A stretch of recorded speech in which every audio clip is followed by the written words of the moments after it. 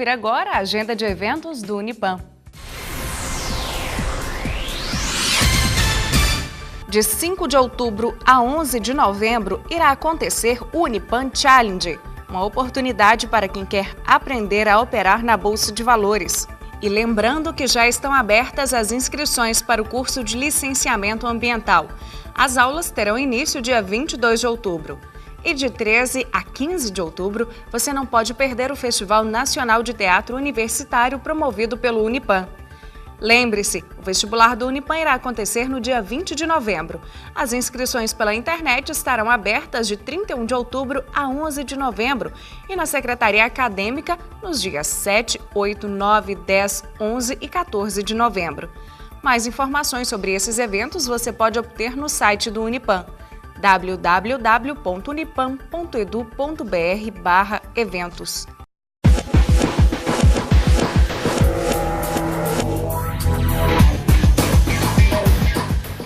Hoje, no quadro Comportamento, o professor Henrique Miranda irá responder ao e-mail de Luiz Fernando, do bairro Abner Afonso. Luiz Fernando quer dicas de como se relacionar bem no ambiente de trabalho. Inclusive, ele quer saber a sua opinião, professor Henrique, sobre aquelas paqueras que costumam surgir no ambiente de trabalho. Luiz Fernando, muito boa sua pergunta sobre o relacionamento no ambiente de trabalho. Segundo os matemáticos, nós passaremos ao longo da nossa vida convivendo mais tempo com os colegas no ambiente de trabalho do que convivendo com as pessoas que nós amamos nas nossas famílias. Portanto, compensa sim nós pararmos e refletirmos um pouco sobre o relacionamento no ambiente de trabalho. Não existem fórmulas prontas, como eu sempre tenho falado aqui. Não existe receita de bolo para melhorar o relacionamento no trabalho. Mas existem dicas que podem melhorar bastante o nosso relacionamento com os colegas e melhorar assim o ambiente no qual nós trabalhamos. Lembrando que o ambiente no qual você trabalha tem um poder imenso de influenciar na sua produtividade. Então, lá vão algumas dicas que podem auxiliar, que podem melhorar o relacionamento no ambiente de trabalho. Primeira delas é a boa educação. Boa educação cabe em qualquer lugar, não só no ambiente de trabalho. Na família, com um grupo de amigos, boa educação é fundamental. Um bom dia, um obrigado, um com licença, um por favor, são palavras que podem melhorar bastante o ambiente de trabalho e acabar um pouco com essa aridez que é o trabalho no dia a dia. Então, ser cortês com as pessoas no ambiente de trabalho é muito importante. É óbvio que nem todos os dias nós acordamos bem-humorados. Vale lembrar que o humor humano não é retilíneo, ele é intervalar. Eu intercalo momentos de bom humor, de mau humor, etc. e tal. Mas pessoas maduras e saudáveis, elas são capazes de entender que, apesar do seu mau humor, as pessoas com as quais ela convive não têm culpa disso. Então, essa pessoa mais madura emocionalmente, ela, apesar do mau humor, ela decide ser cortês com os colegas de trabalho. Então, a primeira dica é essa. Boa educação, tratar gentilmente as pessoas. Isso melhora muito o relacionamento no trabalho. A segunda dica, e eu já falei dela aqui em encontros anteriores, Luiz, é em relação à fofoca. Fofoca destrói qualquer ambiente de trabalho. E vocês se lembram que a última vez que eu estive falando sobre fofoca aqui, eu falei que o fofoqueiro só faz a fofoca se ele tem plateia. Se não tem plateia, não tem para quem ele contar a fofoca não tem efeito e o fofoqueiro acaba desmotivado. Então, se vocês querem uma dica para melhorar o relacionamento no trabalho, extingam a fofoca do seu ambiente. Se alguém vem com picuinha, com futrica, com fuxico, corte, não dê ouvidos. Esse é um passo importantíssimo para melhorar o relacionamento no trabalho, evitar a fofoca. Terceira dica para melhorar o relacionamento no trabalho, e que também é fundamental, é centre-se naquilo que você tem que fazer e faça bem feito e da melhor maneira possível. Cuide dos seus afazeres com primor. Isso é fundamental. O tempo que nós gastamos no ambiente de trabalho nos preocupando com a vida e com o serviço do outro, se nós investíssemos esse tempo resolvendo os nossos problemas, resolvendo os nossos trabalhos, nós seríamos muito mais eficientes. Então essa é a terceira dica. Cuide do seu trabalho impecavelmente. Na sua pergunta, você fala sobre, para eu falar a minha opinião, sobre aquelas paqueras que costumam surgir no ambiente de trabalho. Bom, vamos por partes. Primeira coisa, nós temos que lembrar que o ambiente de trabalho, como o próprio nome diz, é um ambiente de trabalho, é um ambiente laboral. Esse ambiente não é o mesmo de quando você está tomando cerveja com os seus amigos no happy hour. Você pode ter amigos no ambiente de trabalho, sim, mas não necessariamente. E o local de trabalho não é um local de amizades. Ele é um local de trabalho, de relacionamento profissional. Cuidado para não misturar o que é amizade com aquilo que é institucional, com aquilo que é profissional. Nesse sentido, entra a questão das paqueras que podem surgir no ambiente de trabalho. É comum, nós somos humanos, nós somos gente com hormônios, com desejos, e é óbvio que quando a gente vai trabalhar, esses hormônios, esses desejos nos acompanham. Isso é normal. Então aquele flerte, aquela paquera, às vezes até aquele namoro pode surgir no ambiente de trabalho. Só que é necessário ter um esforço redobrado de quem está namorando para entender que trabalho é uma coisa e relacionamento é outra. O pior é quando a relação afetiva começa a afetar no ambiente de trabalho, na produtividade do trabalhador. Eu já vi casos em empresa, por exemplo, em que o patrão namorava a secretária e aí eles brigavam como namorados e isso acabava afetando o trabalho deles na empresa. É péssimo, é horrível, sem contar que a intimidade do casal fica exposta para toda a instituição. Se esse casal, se essas pessoas que estão se relacionando têm maturidade para levar esse relacionamento, sem interferir no local de trabalho, beleza, não tem problema nenhum. O importante é lembrar que nós vamos passar muito tempo no ambiente de trabalho, convivendo com os colegas, então compensa sim nós trabalharmos de tal maneira que as relações no ambiente de trabalho sejam relações saudáveis, produtivas, uma vez que todos sabem que o ambiente de trabalho influencia a produtividade do trabalhador. É isso daí, espero ter podido ajudar e espero poder ajudar você também no próximo encontro. Até lá e um forte abraço.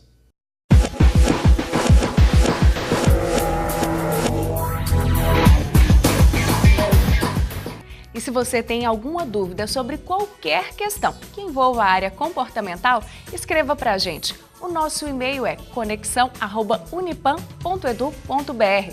Teremos o maior prazer em lhe responder.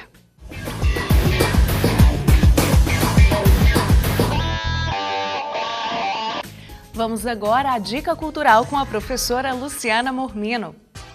Olá, tudo bem, pessoal? Hoje a Dica Cultural é o filme Narradores de Javé, de Eliane Café, lançado em 2003 aqui no Brasil.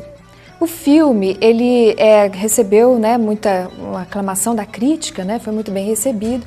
Infelizmente não chegou a tantas salas comerciais, mas ganhou muitos prêmios em festivais nacionais e internacionais, inclusive de Bruxelas, na Suíça e no Canadá também. Aqui no Brasil ele participou de vários festivais, como o Festival de Pernambuco, de Brasília, foi muito bem recebido.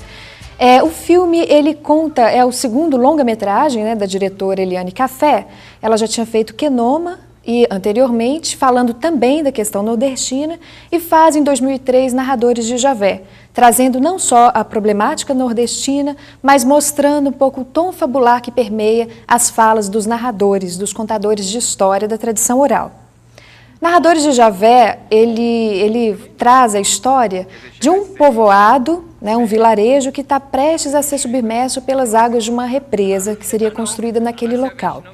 Em função disso, os moradores se organizam e buscam uma alternativa para poder não barrar essa represa e fazer com que Javé continue existindo, E aí, então, a solução que eles encontram é chamar Antônio Biá, que é a única pessoa alfabetizada do povoado, para poder escrever essas histórias, registrar os grandes feitos heróicos do povo de Javé, o que seria para eles um patrimônio histórico daquele lugar, E isso garantiria a salvação da cidade diante da construção da represa.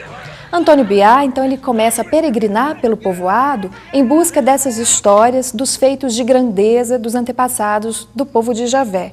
Só que o que ele encontra é uma grande variedade de versões, um desencontro entre as histórias, né? Cada um dos narradores puxa o seu interesse e conta a sua versão da história. Então, a dificuldade que se tem nesse momento é de alinhavar uma história única que dissesse respeito à origem, né, ao mito de fundação dessa cidade de Javé.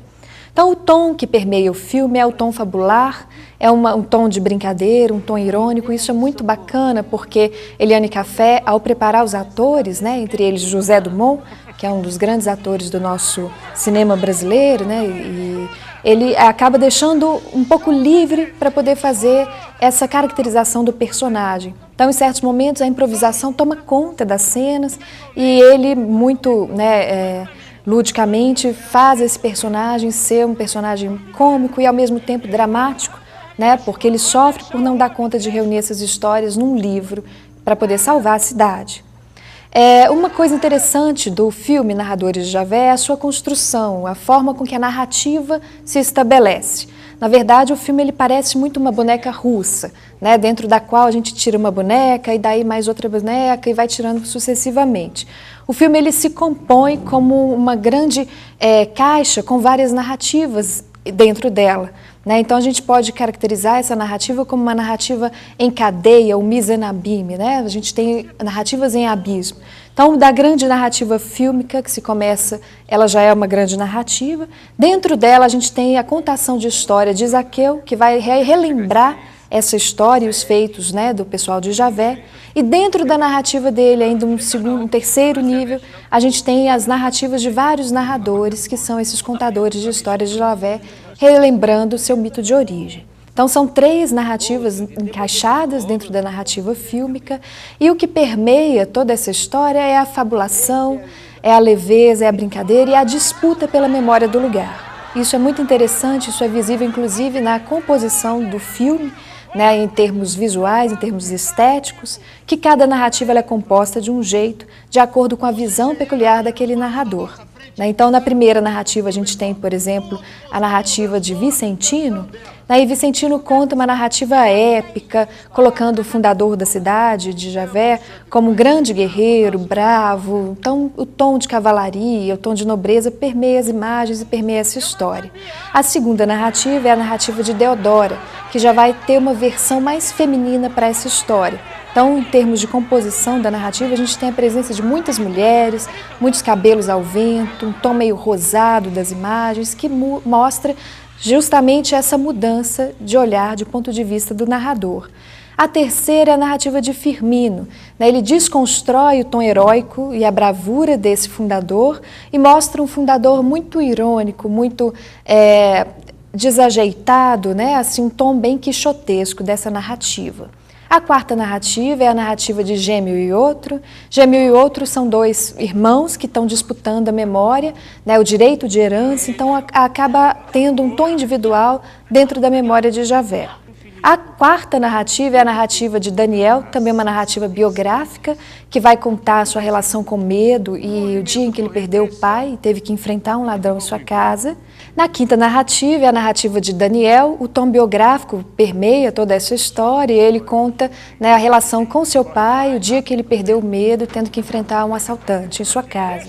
A sexta narrativa é a narrativa de Pai Cariá, que mostra um pouco essa questão da tradição oral, da tradição africana na contação de histórias. Ele, inclusive, canta a história em dialeto africano. Então, algumas questões que a gente pode perceber, né, para além da narrativa e da construção fílmica mesmo de Narradores de Javé, é a discussão a respeito do papel do historiador, da construção da memória, da disputa, né, dos interesses que estão por trás dessa construção da memória, o que é patrimônio, o que não é, e inclusive refletir sobre esse processo de construções de barragens que submergem várias cidadezinhas, isso de verdade, né, assim, isso tem acontecido, e como é que se lida com essa questão do registro e da memória para resguardar essas cidades. Fica aí essa dica, espero que vocês assistam, está disponível em qualquer locadora da cidade.